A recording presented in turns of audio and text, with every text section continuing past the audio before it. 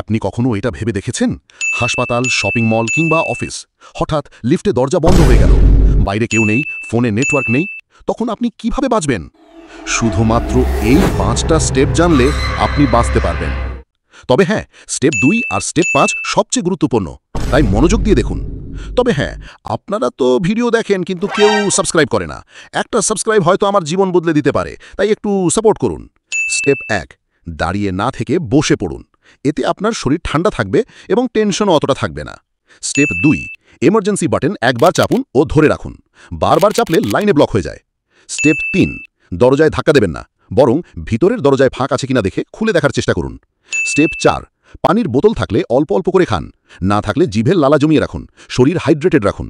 Step 5, চিৎকার না করে ধীরে ধীরে দরজায় ভারী কিছু দিয়ে আঘাত করুন। পায়ের বুট জুতো কিংবা বোতলের ছিপি টাইট করে দরজায় আঘাত করুন। আপনার সামান্য আঘাত যদি বাইরের কেউ শুনতে পায়, সে অবশ্যই আপনাকে সাহায্য করবে। তবে এই